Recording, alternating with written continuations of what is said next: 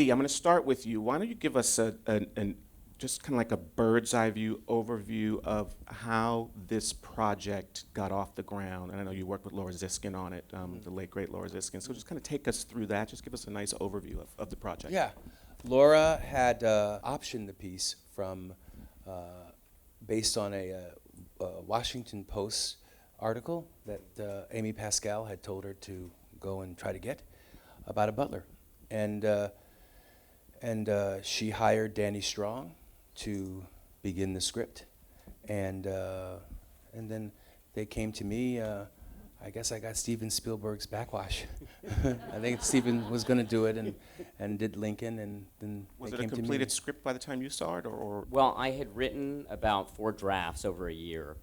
Very, very complicated process putting this story together, because it was pretty overwhelming, to be honest with you, with this article of a White House butler. Go. You know, it wasn't exactly a blueprint for a movie, but a really fantastic idea. And then once we got to the script where we thought it was at a pretty good place where we were ready for directors to start to look at it, Mr. Spielberg was very interested. And then we heard Mr. Daniels was interested. And Mr. Daniels ended up directing the movie. And then from there, we collaborated forever on just draft after draft over a 3-year period. And for me, it was actually a really wonderful experience working with Lee on the script. Knew that there was something very special here. First decision I made was that it was going to be about the civil rights movement. That was going to be the history of the civil rights movement. And then from there, the real breakthrough in figuring out this story was figuring out there was going to be a father-son story. That the butler's son was going to be a civil rights activist, because then it created this triangle of butler is serving president who's dealing with the crisis that the butler's son is in the middle of. So it made it so that when the butler was serving, it was always emotional. There was always an emotional attachment to what was happening, as opposed to him just being a Zelig-like fly on the wall. And then within that structure, you had the entire family relationship. You had, the relationship between Gloria and Cecil, and then Lewis's relationship and his love interest, and then lastly, trying to arc all the presidents and having their arc towards civil rights. And in many cases, it was Lewis's character that was the true leader, not the president's. The heart of the movie for me was the father-son love story. And at the heart of it, that's what it is. It's a love story between a father and a son. And I related to it because I had, at the time, a 13-year-old son that is, I say white, he says black. I say day, he say night. I say go to bed, he said hell no. So does it ever stop? And so in this movie, it sort of comes together. Right. And it's a beautiful sort of meeting of the minds. And so, but it wasn't until that we shot the bus scene, where we're in the bus, and it was hot in the bus, and the kids were sweating, and I yell action, and from nowhere comes there come these incredible extras, that are hooded with KKK, cloak and dagger, and the Nazis and the swastikas and the crosses and the screaming and the bus shaking, and then I get a little nervous, and I'm looking at David and Danny, who's in the scene also, and I go cut, because I'm a little scared, and they don't hear me because I'm in the bus, and I say cut, and they don't hear me, and I'm terrified. I'm terrified. For the actors, for me, pandemonium, and I realized at that moment that this was not just a father and son story, that this was a bigger story than that, and that these kids were heroes. They were fighting to save the soul of our country. Mm-hmm. And it was not just the black kids, but the white kids too that came in and did this. So yeah, I mean, that was my, as Oprah says, the aha moment. Aha moment, right? Yeah.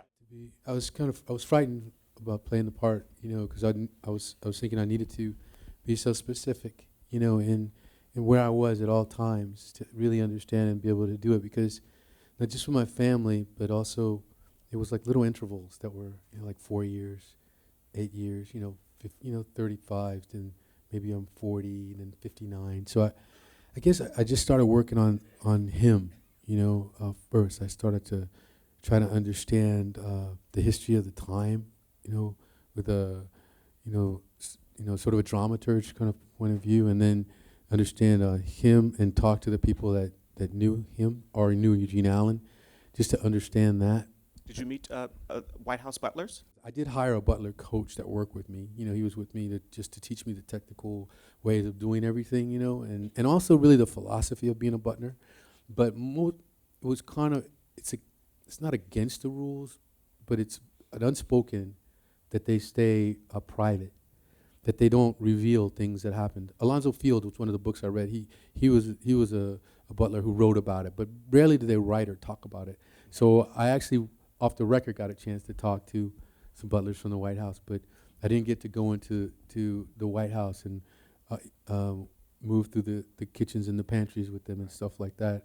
But I did gather enough information to be able to make it come together. I think, and I was working on the movement and trying to understand the process of our lives, because the movie was a lot about our love, my love with my wife, my love with my son, the prodigal son. You know what I mean? Mm-hmm. And so all those experiences that we had together, I was trying to understand how to incorporate them in my being.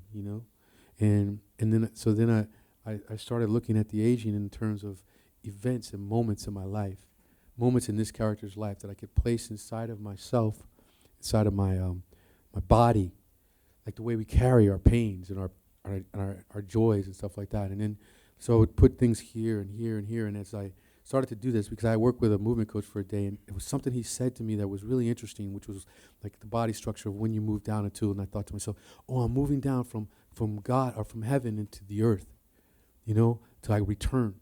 And so I knew I wanted to go downward. So much is ad-libbed. I mean, Elijah, who plays my younger son, Charlie, I mean, practically every scene that he does is an ad-libbed scene, It's so funny. He kept us cracking up all the time, and a lot of things had Carol came to dinner was one of my Carol favorites. came to dinner. Genius, literally was.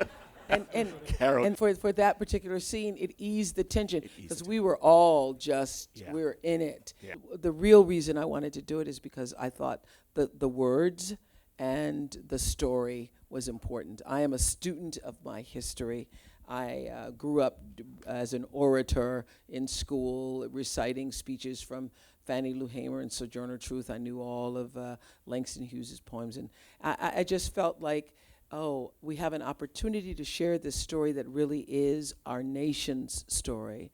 And I saw it as a gift, kind of, as an offering. Because when you know who you are and where you've come from, you can walk in a room and it's just you, but you come with the legacy of your heritage behind you. So I wanted to have that as an offering. And I saw Gloria not just as herself, but as a composite of the women of that era who held the family together through their love and their guidance and their dreams and their hopes.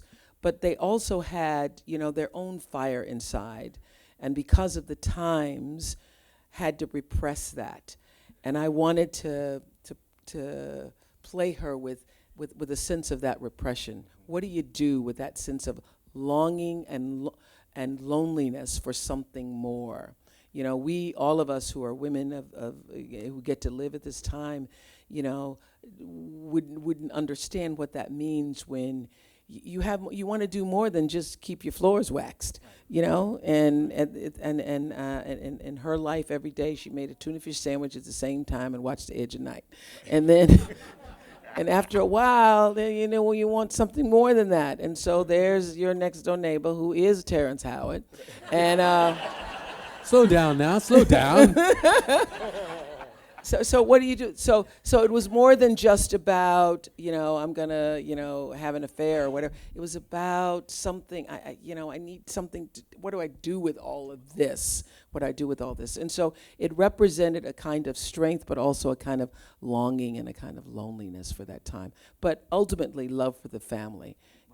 That line that she says, "Everything that you are and everything that you have is because of that butler," is exactly how I've lived my own life. Everything that I am and everything that I have is because those people who were the freedom riders and those who just My father was a barber his whole life. My mother was a maid. My grandmother was a maid. Her mother was a maid, and her mother was a slave. So I come from that domestic background. And to me, this was a way to honor that. For me, one of the things that I loved playing in this film was we are all products of our environment. And, you know, Cecil Gaines, in terms of what Forrest did, you see at the beginning of the movie, he is born into lynchings, his father being killed in front of him, being a sharecropper's son, is a shade above being a slave. So, you know, living all of a sudden, coming from the South to Washington, being a butler, living a middle-class life where his kids get to go to school, this is a huge progression from what, you know, what he has experienced before. But I've been born in the North. So my notion of injustice is different. I see inequality as something that is more prevalent to me because I haven't been brought up within lynching. So what he's prepared to accept, I'm not. And in my research, obviously not being from this country, what I was so amazed by was the change this country endured in the 50s and 60s and the impact that had on people. And literally at that dinner table, you see the death of King is in that dinner scene. You see the legacy of a trailblazer like Sidney Poitier, what it means for him and what it means for me. You see politically what's going on in terms of the radicalization of a young man in terms of being a Panther who was in the sit-ins and how that reflects on the. I mean, I studied John Lewis's life a lot in doing this role, and his family in Georgia were apoplectic with fear at the fact that he had gone and done this. He felt the fear and did it anyway. And I just felt to have all of those elements in one scene, to have all of these elements in one film is kind of extraordinary and, you know, just a gift to a group of actors. And also the thing that you say about starting the film in the 100-year span that you say about our country. Go ahead, say that again. Yeah, I mean, you know, she just can't help herself. I can't. I'm sorry. I can't. I mean, I can't. I was trying. I can't. Let her go. I love it. You haven't thrown the hands up yet. Let him talk because you see why all of these people were hired by me. I don't have to do anything. I just sit back and let them go. No, but again, I would defy you to find another country on planet Earth where you literally have that amount of change within a century. And we are talking about 1926 to 2008 to have a sharecropper's son see a black man in the White House. I mean, for me, that's why I think of this film. Yay, America. Yay, America. Don't tell my dad I said that because I'm from Nigeria. Anyway, but you know, it's incredible, and I think that's why this film is a love letter to this country. It shows how far we've come, but I think it also illustrates how far we have to go. You know, you read about the civil rights movement, all, you know, doing your due diligence as an actor.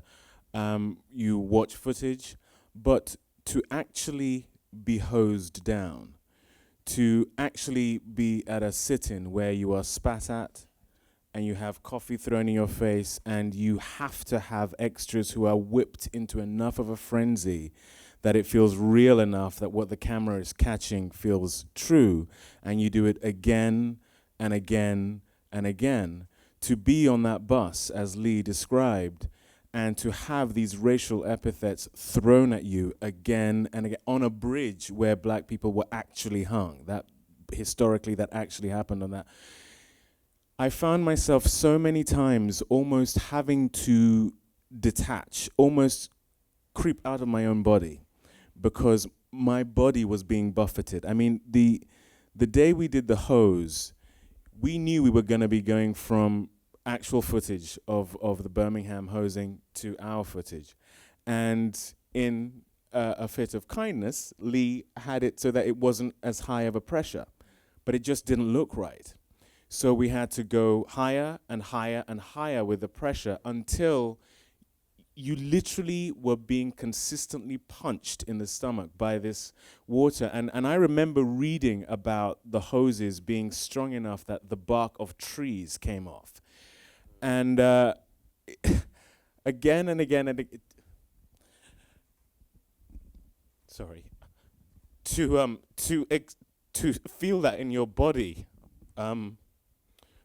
the admiration I had for these kids. They were 17 and 18, and to think what I was doing at that age, this selfishness, the completely navel gazing sort of attitude I had, that was the thing that for me I just couldn't get my head around the bravery of these kids. When I first read Danny's script, you know, I feel such a sense of gratitude, and I feel such a gratitude for those who came before me who had so little and had no idea that this day could be possible, And when you're in the action of recreating that, it's unimaginable the kind of courage that it took. Cecil Gaines, one of my favorite scenes in this movie is when Cecil goes in and asks for more money, asks for more money. And you think about that man and every man in that position who knows that you're walking into a room and the people in that room think that you're literally less than human. And when you walk in the room, don't even look up to give you eye contact. And the courage it would have taken, and how many times he would have had to think about, how am I going to say it, and what am I going to say, and do I tell my wife, and what happens if he says no, and will I be fired? But he does it anyway. That was his way of being a warrior. So to revisit this, you get to see the strength and power of where you come from.